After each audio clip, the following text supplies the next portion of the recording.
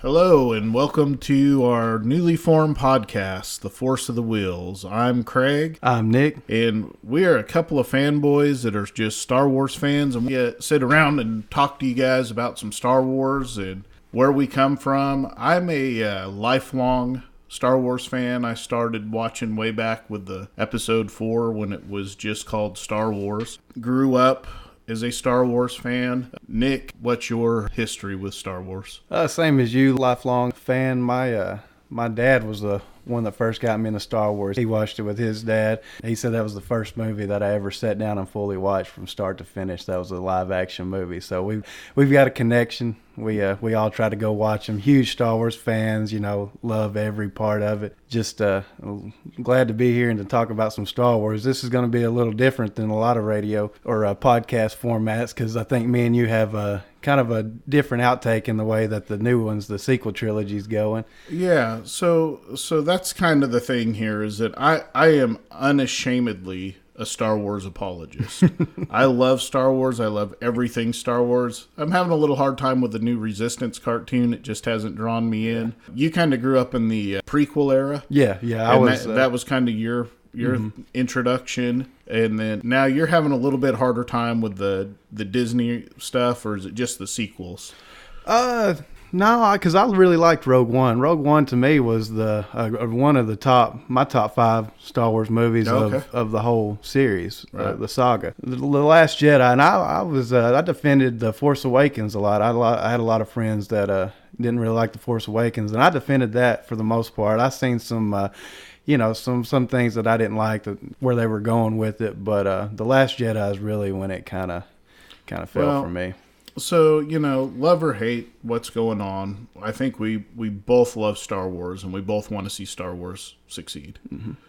And I think what you're wanting is just something, and I'm not going to speak for you, but myself, I'm enjoying the sequels. I see some of the issues that people had with The Last Jedi, and you can't deny there's some, I'm going to say, like continuity type stuff that he kind of ignored what J.J. Abrams set up, and I don't really want to get into being too negative about it, but right. I think you're coming from the point of, hey, I'm a fan of Star Wars, and I want to see it be better than what it is what you're after. And I'm like, hey, I'm loving it. And there's nothing wrong with it if you love it. That's just my personal opinion. Well, yeah, and the same thing. I'm not going to try and convince somebody that they should like The Last Jedi or like the new trilogy if they don't like it.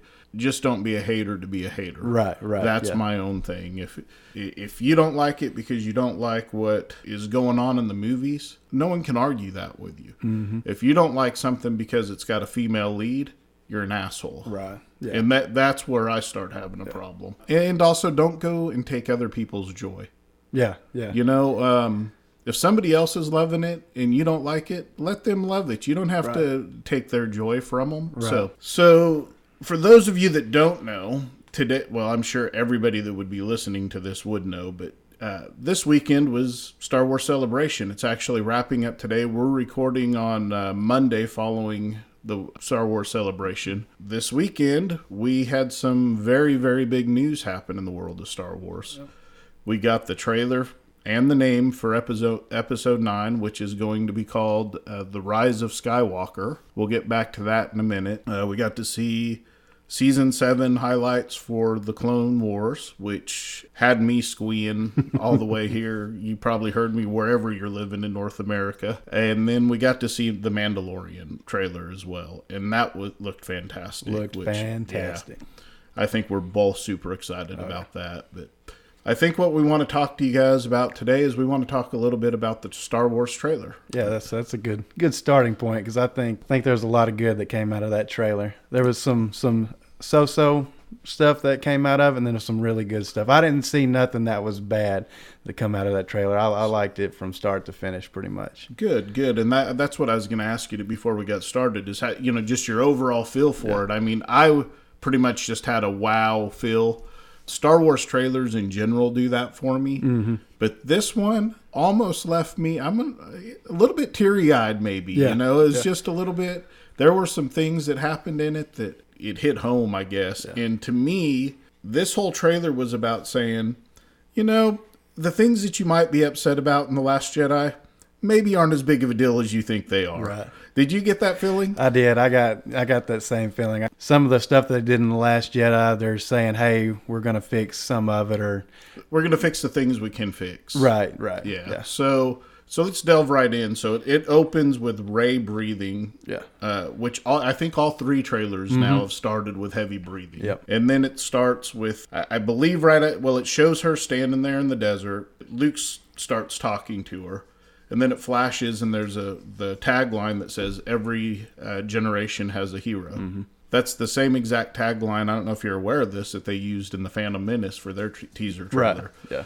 So, to me, that's just, that's a way throwback, and then for it to be called what it is, which we'll get to. It opens, and the first thing you see when she turns around is she reaches and she grabs her lightsaber, which is the Skywalker saber. Right. So, to me, that was a big deal, because that was one of the big things that people didn't like about The Last Jedi, was the disrespect for the Skywalker family.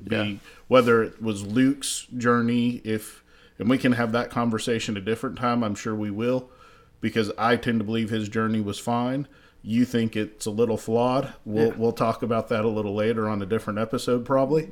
But whether it was Luke's journey or the way the lightsaber was treated, and that one I can agree with a little bit. Because they set this up in The Force Awakens that the Skywalker lightsaber called to her. Mm-hmm. And then it just gets tossed aside, then it gets broken, and then...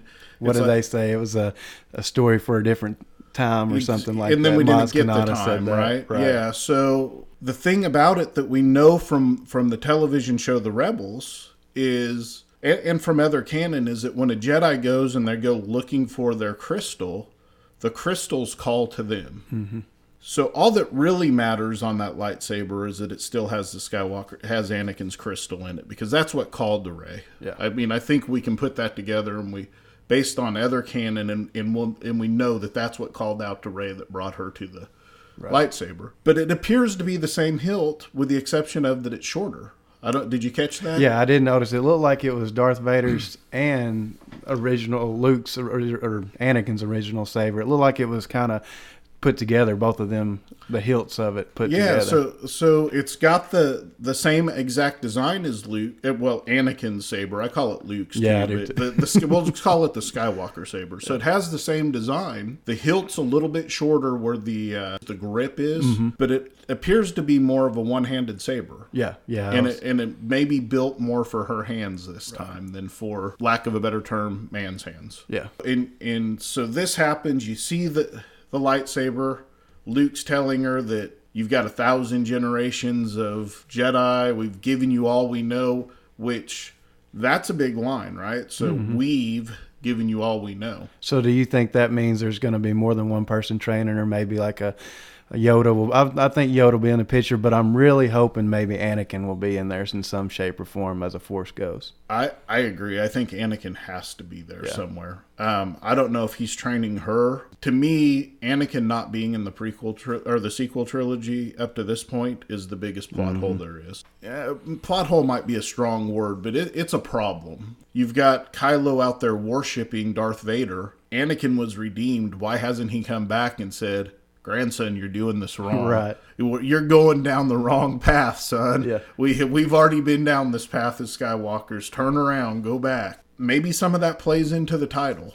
She's got this lightsaber. She turns, and Luke says, but this is your fight. So we've seen that Yoda can affect things through the Force based on The Last Jedi. As a Force ghost, he can still affect the natural world.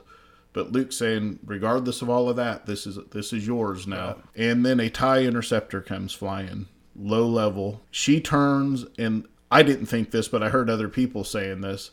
What, is she going to run away? Rey ain't running away from nothing. But she takes off running to get a head start on it and does this amazing Force leap backwards. Beautiful. Beautiful shot. It kind of leads you to believe that Kylo's flying that thing. I personally don't think it's Kylo. I think they would have showed his face if it was Kylo. I mean, he had the black gloves, but I think you're right about that. And if Kylo is driving it, okay, so we've seen in The Last Jedi that he gets very emotional. And, when he ordered his troops to fire on Luke, he shot multiple hundreds of rounds of laser bolts into him. Right. So why would he try to run over when he's in a starship instead of just firing? He would have fired at her. Yeah, he would have fired at her. So that's a good point. I think unless he's trying to capture her, but yeah, but he already had that chance. He's had that chance twice. Yeah, I think that they're going to do something different in this one. Do you think she's training? I think she's either training, or I think it's one of the Knights of Ren, or I think it's just a TIE fighter pilot. Oh, really? But why would they not fire? Maybe they're under orders. Maybe yeah. I mean, I don't know. Yeah. It might be training. It may be a flaw in the movie. We don't know. Either way, it's such a beautiful shot, and it's such a cool thing to see. Did you happen to watch the panel that led up to it? No, I did not. So they had the panel where they had all the actors on stage, and I watched The Mandalorian. I didn't watch that one. Yeah. So they had all the actors on stage, and they were talking to them, and they asked her if she was going to have the Skywalker lightsaber, and she said, "Well, the beginning is not the end, but I will say that the Skywalker saber survives." Immediately you see it, so to me that tells me she's going to end up with a different lightsaber somewhere throughout this movie. Yeah. Or maybe she has two, or whatever. I want to see her have a staff lightsaber, but that's... I want a double-bladed. Yeah. So then it flips from that to... I believe it goes to the scene of the ship flying to what looks like... It looked to me like it was the same place in Solo, where they had the gambling, where it's Lando Calrissian, where the Millennium Falcon is. It looked a little bit to me like that, except it's snowy. Yeah. Not really... Maybe they're going there to go get Lando. Maybe because maybe he's still in the same place gambling. I don't know if that's the same place or not. Don't send me hate messages if it's not. Then it goes to this really cool battle scene. Kylo's running, and there's stormtroopers next to him, and he picks a dude up and stabs him with the claymore section of his saber and just body slams the guy. Yeah. It's an impressive scene. It almost looked like he was a Knight of Ren, but looks like it, but we don't know. Yeah. And there's a lot of rumors that the Knights of Ren are going to be in this movie, and I hope they are, because it was set up in The Force Awakens, and we really kind of need to see what that's all about, or the whole him naming himself Kylo Ren. None of it really makes a lot of sense. Now, granted, it's Star Wars, and we'll get it somewhere. Mm-hmm. We'll get the answers, whether it's in a comic book or a movie or novel or whatever, we're going to get it. But it would be nice to have it in the movies. Yeah. Then it goes to the next scene, and it shows someone repairing Kylo Ren's helmet. Right. People were saying it's Kylo Ren. The hands are hairy. Yeah, the hands, they didn't look like Kylo. It's not Chewbacca's hands, but it's hairy hands. There's hair at least up on the wrist. Right. It definitely wasn't Kylo Ren. But somebody is, and it looks like it's either weld marks or it's being infused with, maybe a red kyber crystal in it. It's hard to tell. That's what it looked like to me. It looked like somebody had a kyber crystal and kind of fusing it back together. So it's going to be interesting to see, because I think if it wasn't him, if he had somebody doing it, and if he puts that helmet back on, then there's no redemption. He's going full-fledged, I think. Yeah. If he puts the helmet back on, he's staying. There's one big problem for redemption for Kylo Ren, and that's Chewbacca. I mean, he may be Han Solo's son, but you killed Chewbacca's best friend. Yeah. Yeah. To me, that's the biggest problem we have with redemption right now. Right. And also, it's a story that's already been told. Yeah. Then we have a really cool scene with Finn and Poe and C-3PO. Maybe before you have that, either before that or after that, you have Lando flying the Millennium Falcon, which was another great scene that I think was in there for fanboys. Yeah. There's going to be a lot of fan service, and fan service is not always a bad thing. If they do it right, it could be a really good thing. But did you notice the new droid was in that scene too? Yeah, the Dio. Dio, yeah. Which J.J. Abrams is a little bit of a rock fan, so I don't know if Dio's named after Ronnie James Dio or not, but I'm going to go with that. Yeah. So we have Lando flying the Millennium Falcon, and then we have the cool scene of them. Basically, it looks like some sort of pirate fight where they're on like a little skiff, like similar to Jabba's skiffs. Poe's flying and Finn's shooting, and I mean all kinds of crazy things are going on. That looks like it's just going to be a fun little action sequence in there. It's hard to tell from a teaser trailer what you're going to get, but then we get to the end of this trailer, right? Now that's what everybody's talking about. And this is and it shows Rey walking down And first of all, she's back all in white, which, if you follow Star Wars, the color of the clothing main protagonist wears is very important.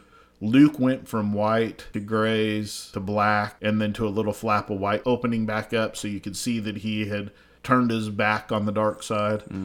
Anakin always wore darker colors than the rest of the Jedi. Rey in The Force Awakens was in white clothing. In The Last Jedi, she was in gray. She's now back in white, to me signifying that she is full-fledged good Jedi. She's not going to be a gray Jedi. She's not some agent of the Sith. All of these rumors we've heard. Yeah. And Leia, Padme, and now Rey, none of them ever even thought about turning. So I think that's the purity of wearing the white outfit is with her too. She's going to be good, which is good. I'd want to see her stay good. I do too. I don't want to see Rey turn evil. She's walking down the hill. She's got a hood on her cloak even. She's full Jedi now. No denying that she's full Jedi. And then you see Finn and Poe and the rest, BB-8 and C-3PO are all coming. I don't know if you saw this or not, but Finn has her staff from the first movie. Yeah. So I'm hoping that signifies that she's training him. That would be... Because I've felt all along that Finn is actually a Force user. I thought so too. I thought JJ was setting that up because he was the only one coming out of the First Order that could, clear his mind and turn away from the bad stuff that he's seen and not just jump into it with everybody else. Yeah, I always thought JJ kind of had made room for that possibility to happen for him to turn to a Force user or at least have some kind of special ability. For sure. I personally want to see that. Yeah. I want to see the start of this new Jedi Order that she's going to be building. I want to see that happen. At least the start, the legwork for it. Mm-hmm. The camera pans, it's the ocean, and there's a piece of Death Star sitting in the ocean. Beautiful scene, too. Man. J.J. Abrams films beautiful scenes. Like him or love him, he does some beautiful cinematography. Yep. So let me ask you, do you think it's Death Star 1 or Death Star 2? I think it's 2. I think that's got to be one of Endor, if not Endor, one of the moons. So my thoughts is that it's probably Endor. Because, people are going, well, it's not a forest. They were on the forest moon of Endor. Right. It's very conceivable that parts from Death Star fell to Endor. Yeah. The Death Star's huge. It was going to fall almost on all terrains of the planet or the moon. Wherever it goes, there's going to be a lot of room for a lot of debris everywhere. Yeah. And the biggest gravitational pull in that area is going to be the planet, of course, more so than the moons. They're looking at this, and then in the background, Luke's been talking the whole time. And the thing that he says now is that no one's ever really gone, which is what he says to Leia in The Last Jedi. The screen goes black and you hear a laugh. It's the Emperor's laugh. There's people that were going, is it really the Emperor? It's the Emperor. It's 100% the Emperor. And at the panel, since you didn't watch the panel. I did see that part. Did you see that part? I did see that part. So the lights come back on and everybody's kind of still in awe at what they just saw. And Ian McDermott's standing on the stage. And for those of you that don't know, Ian McDermott is the Emperor. And so he's standing on stage. He says in the Emperor's voice, roll it again. Yep. And he drops the mic and walks off stage. Such a great moment. Oh, yeah. Completely confirms the Emperor's back in it. And if I'm not mistaken, he's been the Emperor since Empire Strikes Back, right? Yeah, no, he started in Return of the Jedi, but they replaced him. Okay. The hologram that they had originally done in Empire Strikes Back, they replaced it with Ian McDermott. So, yes, he's technically in Empire Strikes Back now, but originally it was somebody else that had kind of a frog face. We used to call him Frog Face Emperor. So, yeah, he's been in 5 of the 9 movies. Mm-hmm. And I guess what happened, this is my understanding from what I've been reading since then, is J.J. Abrams got with George Lucas when he decided he was going to do that, because he had hesitations. He almost didn't come back for it. Well, you heard what? No, he said no. When they fired Colin, when they fired Colin Trevorrow, he said no, and then his wife talked him into coming back. So that's pretty neat. Yeah, that's absolutely what happened. She told him, "You got to go finish this," you know. So he came back. And he's like, okay, well, Ryan didn't leave me with a big bad, so what am I supposed to do? Right. I mean, I don't know that he said those words, but you have to be thinking it. He contacted George Lucas And they get together, and he says, I need a way to tie all 9 of these movies together so that it feels like one saga. Mm-hmm.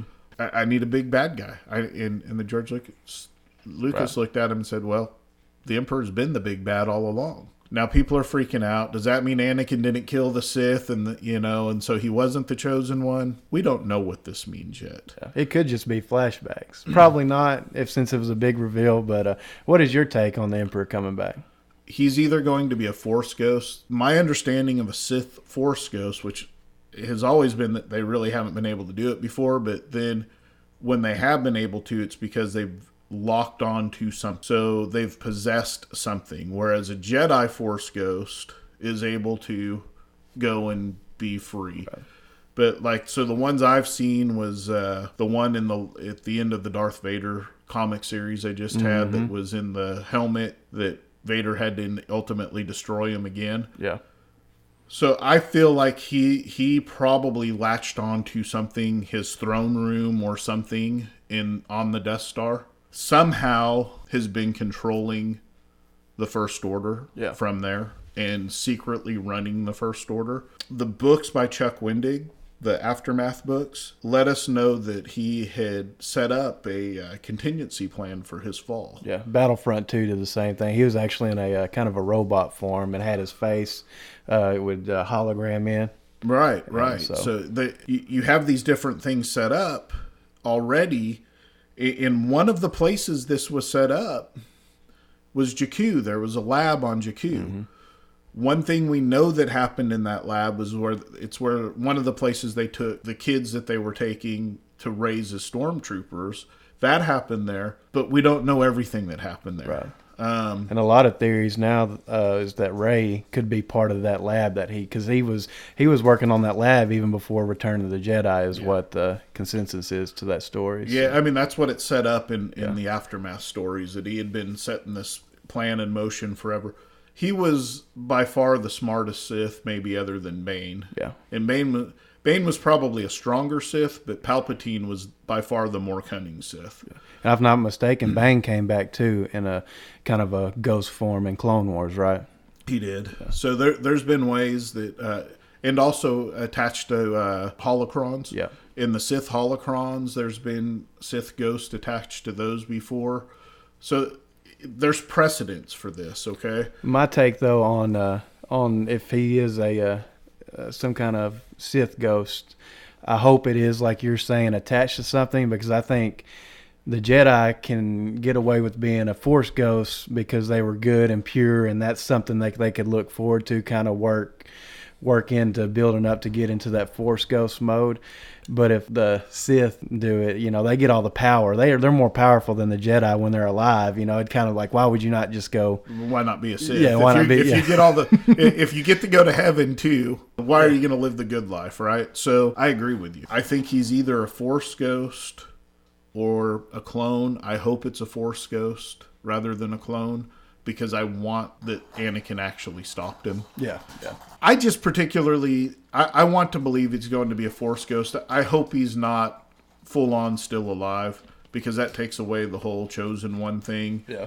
Which they've already started kind of doing anyways, where they've retconned Anakin. Well, not retconned. They have established through the comic books that Anakin was actually created by Palpatine. Mm-hmm. Yeah. So, which is a very good comic book run. If y'all should good. Go out and grab that. It's Vader. Yeah, Volume 2, Darth Vader Volume 2 of the ones that the first volume was really good too. It took place in the events following Star Wars, but before Empire Strikes Back. Mm-hmm. The Volume 2, which just ended, which had this particular comic in it, took place between the events of Revenge of the Sith and Star Wars, or A New Hope. I hope that he's a Force ghost, and I hope that that he trained Snoke, and he told Snoke what to do, how to manipulate Kylo. One more thing from The Last Jedi that people hated was that Snoke died and we never got a backstory. Yeah. I personally don't care about Snoke's backstory. I don't think it's a big deal. There are a lot of people out there that this was a thing that bothered them. Yeah. That wasn't one of my issues either. I didn't really mind Snoke because I was more focused on Kylo Ren and Rey the people that you're supposed to be focused on, right? So, but it did. Yeah, I just hope that, like you said, I hope the Emperor either kind of used him. I would love it if he even kind of used him as a puppet, because Snoke was so arrogant, and it was almost like a theater scene. You know, it had all the red, and he was in his flip flops, and that's just kind of silly if you're a main bad guy. So hopefully they come out and say that Palpatine was kind of using him as a puppet, and that it was actually a puppet room. I mean, that would be pretty amazing. And to think that Palpatine followed any of the Sith rules. Palpatine didn't care.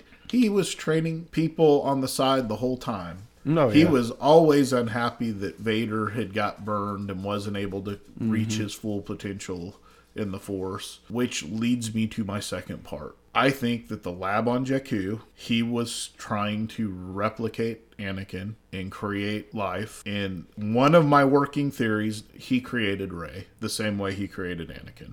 Yeah. By manipulating the Force and impregnating a woman. Through the Force, not through natural means. Or that Luke had a girlfriend or a wife. What would make sense to me is if that particular person was pregnant. Kylo Ren's events at the Jedi Temple happened where he destroyed the Jedi Temple and almost killed Luke. The pregnant girlfriend / wife, Mara Jade, would be fantastic, but whoever it might be, not wanting to endanger their child, goes to Jakku to raise the child. Something happens that forces them to have to leave and leaves Rey on Jakku. Yeah. I think it's going to be something along those lines. Yeah. But Luke was at Jakku in one of the battles, wasn't he? So you would think Luke was at the final battle in Jakku. Yeah. So you think he would tell whoever his wife / girlfriend, it could be Mara Jade, whoever it is, that probably not the best place to go. It might be. But it might be one of the safest places to go because it's nothing happening on that planet anymore. That's a good point. The Empire's gone. It's wiped out. No one cares about. I mean, when he asked her, he says, "Where are you from?" She says, "Jakku." Oh yeah, that is nowhere. Right. And Finn said it. Why does everybody want to keep going back to Jakku? Nothing's on Jakku. Why? So it's very well portrayed as there's nothing on this planet that's worth going there for. So it might be a perfect place to take it. That's true. You could tie it in with it being Kenobi's daughter was Luke's girlfriend.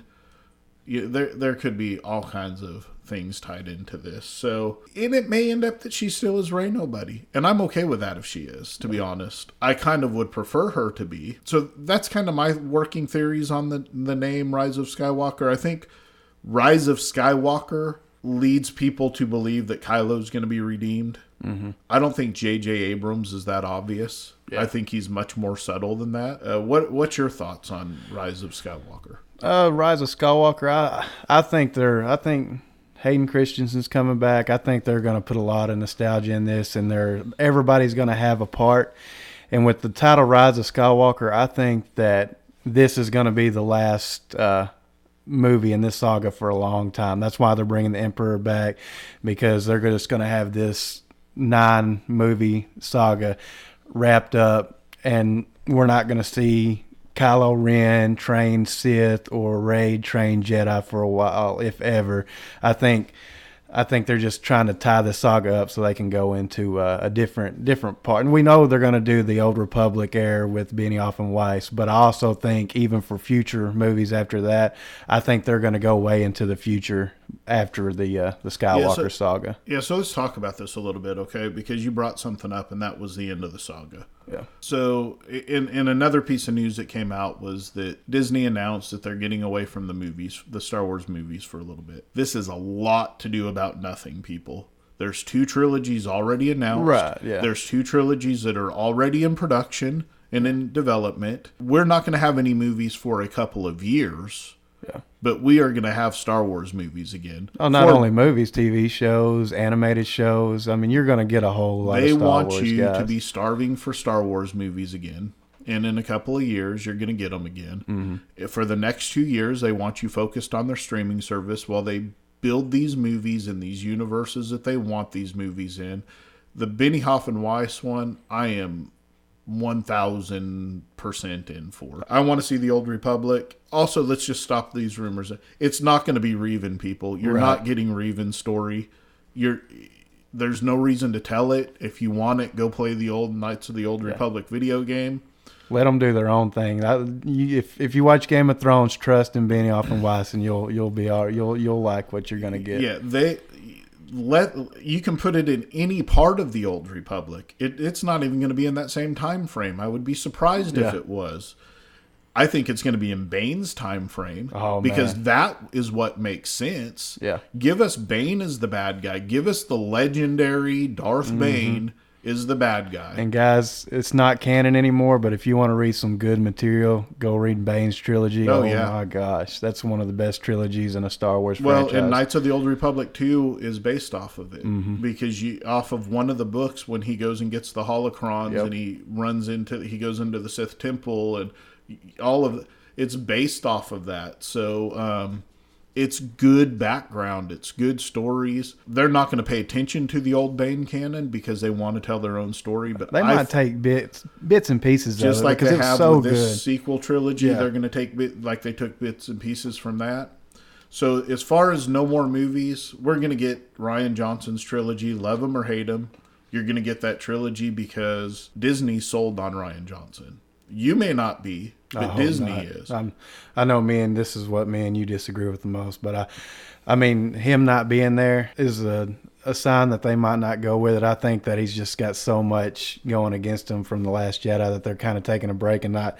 I still think he's got his trilogy. I think Disney wanted people to love The Last Jedi and wanted it to go in that direction. But I still am holding out that he's not going to get his own. And if he does get his own trilogy, maybe, which I don't see. Well, I was going to say maybe he's not going to do all three of them. But I think they learned from their mistake from The Last Jedi too that you've got to have someone doing all three movies or at least. You have to have it plotted out. Yeah, you've got to have it plotted out and planned out better than what they did. So, I think they learned a lot. So I think what you're going to have if Rian Johnson still which as far as I know that he hasn't been fired from it yet, he's still on board. They're saying he's still got it. So I think you're going to get from that is Rian Johnson doing a trilogy that doesn't take place within the Skywalker saga. You're going to like because it's going to be its own thing. You might not like it, right, but I think in general people will like it because The Last Jedi has its flaws, but its flaws were because he was trying to do his own thing within a trilogy that didn't need him to do his own thing. Right. Yeah. I say that's one of the issues, but the Marvel humor, that's not really Star Wars. I mean, you've had C-3PO, it can be if you do it in its own thing though. Yeah, he could, and I'm not. I mean, it's Star Wars. I'm going to go watch it opening night. I hope it's great. And if he does have his own trilogy, I hope it's great. But I don't have a lot of faith in Rian Johnson right now. Well, and that's understandable. And again, that's not something I'm going to argue with people. I had my issues with The Last Jedi.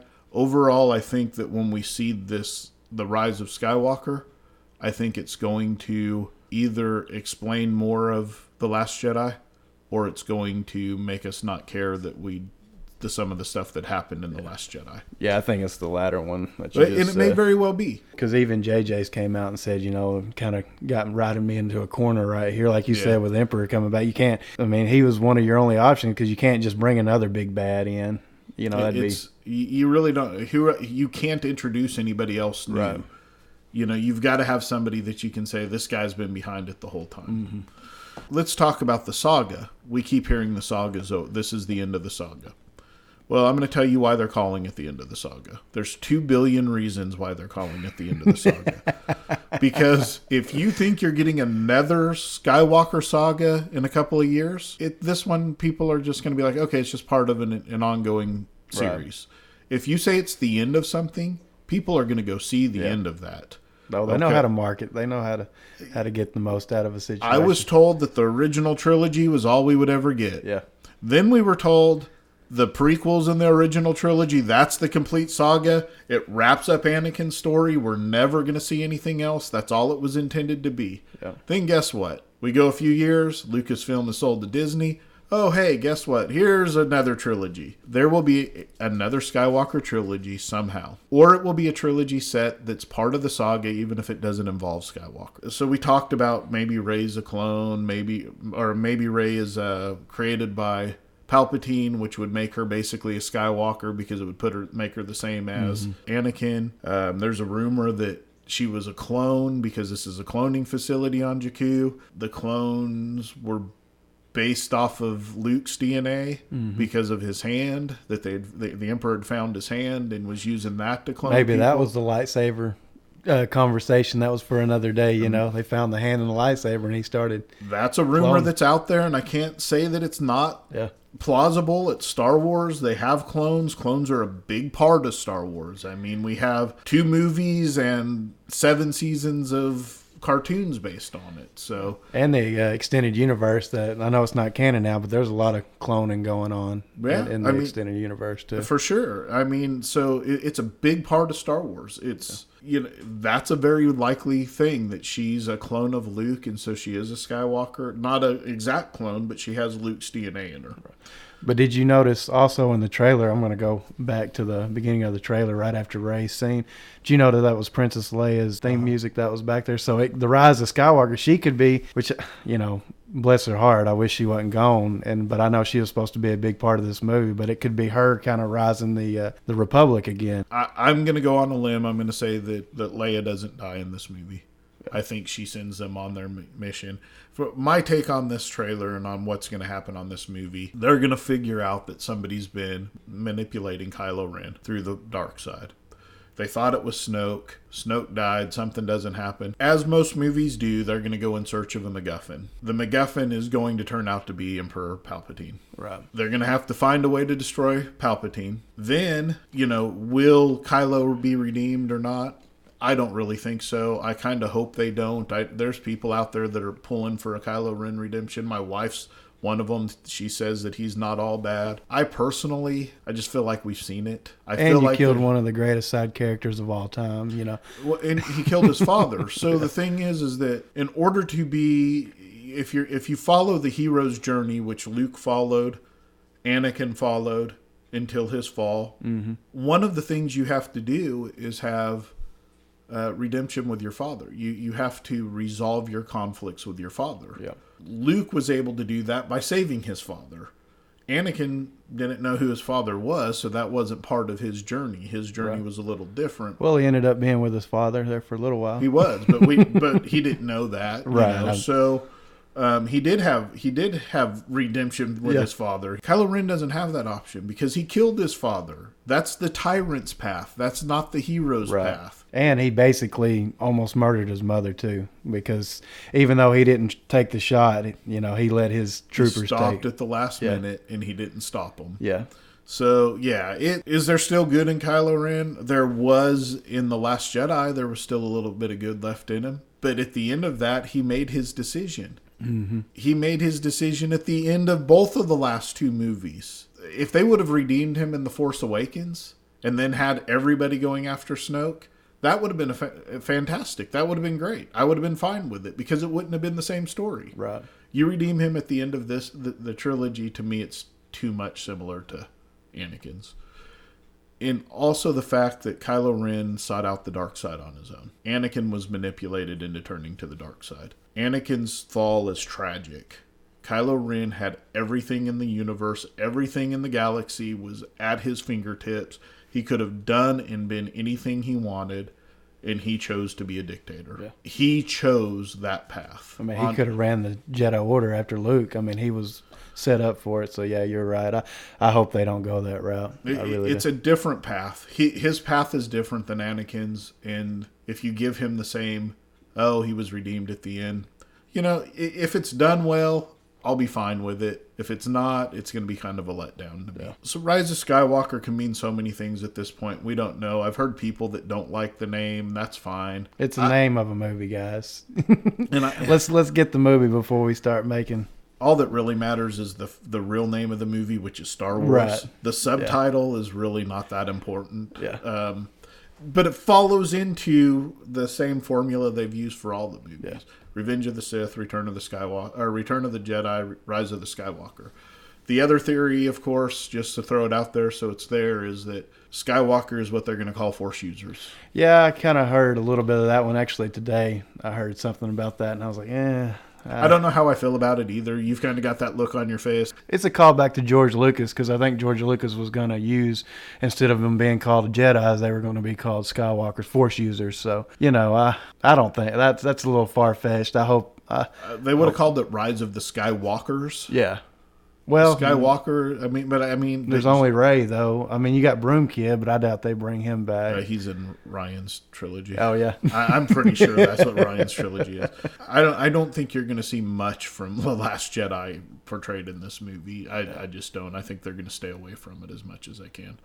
Yeah, you only got Rey, but is she? It's going to be interesting to see what it all means. And I'm fine with it. I've heard somebody call it lazy writing or not creative writing, and I don't necessarily disagree with it. I mean, maybe there's better titles out there, but we don't know the whole story yet. We've seen a 1.5-minute trailer. And the thing to keep in mind on these trailers, you're not meant to figure out. The teaser trailer isn't meant to give you any of the plot. Yeah. I mean, nowadays they put stuff in the trailer that's not even in the movie. They'll try to. Rogue One is a perfect example. Yeah. Try to throw you off. Oh yeah. Avengers, the last Avengers, Infinity War. I mean, they changed a bunch of that from the trailers too. As long as the movie's good, I'm going to be happy. I'm so happy, so excited for this movie. The trailer did exactly what it's meant to do. Mm-hmm. It pumped me up for the movie. It has me excited for Star Wars. Right.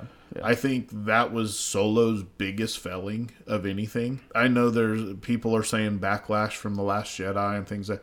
Number one, I don't think people cared too much about a Solo movie. Yeah. Number two, it wasn't Harrison Ford playing Han Solo. Yeah. And number three, because they had to reshoot the whole damn thing, there was very little marketing for that movie. Yeah. We didn't have a teaser trailer 9 months before the movie came out pumping us up. There should have been a teaser trailer for that movie attached to The Last Jedi. Yeah.